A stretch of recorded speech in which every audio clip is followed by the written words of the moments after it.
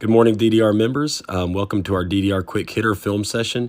We hope your season is progressing nicely and that you're gearing up for your exciting games down the stretch, playoff games, etc. We wish you nothing but the best in your endeavors on the court. During our film session today, we want to look at a sequence of plays and go over a few training points that can help us improve here. We'll start with this clip. We have Red 22 injured during a throw-in, and we do not know as a crew how it happened. So let's pick up here. The throw-in by Red goes out of bounds untouched. The throw-in was intended for Red 22, but he is injured on the play, and we do not know how he is injured. The coaches for the Red team seem to know exactly how Red 22 became injured, and they questioned the center official about that. The assistant coach says something that earns a technical foul. But let's pause here for a second. We're going to look back at the previous play, the one right before this, and see how we got to this point. Let's take a look.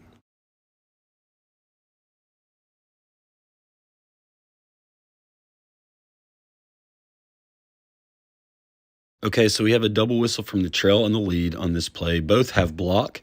Based on your league's guarding rules, is White 3 in a legal guarding position here? Yes. Does he maintain it through the point of contact? You make the call. Here's the point of contact here. But the training point is after the crash, White 3's feet are in his space, and Red 22 kicks his leg away. This should be a red flag for us. If we don't give a technical foul here, we should at least go talk to these two players as we see tension is rising. During this dead ball situation right here, Red 22 and White 3, when they come back together, we should be there. We're not close to administering this throw-in yet, and they come together right here. That should be another red flag for us. White 3 is antagonizing Red 22, more of a retaliation for that leg kickoff. And then we have the lead leaving those two players to come talk to the calling official. And the trail official is coming in as well. Nobody's got eyes on those players. We should know in this situation, nothing happened, but we should know that there's tension between those two and put ourselves close to it and have eyes on that play. Now, here's the real training point as well. Before we administer any throw-in, we should scan the floor and make sure our officials are in the correct position, but beginning with this play. We do not in this situation, and the lead administers this throw-in prematurely before the center official can get into his correct position.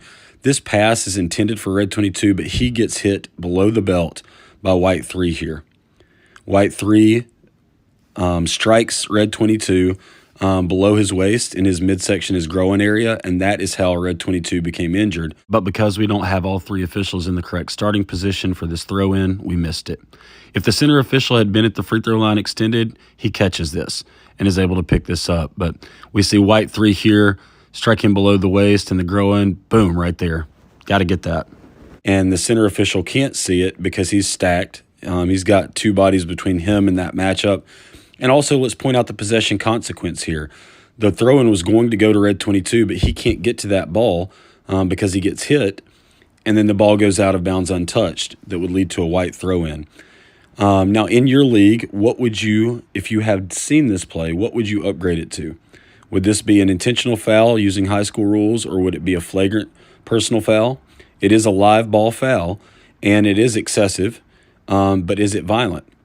You make the call on that play.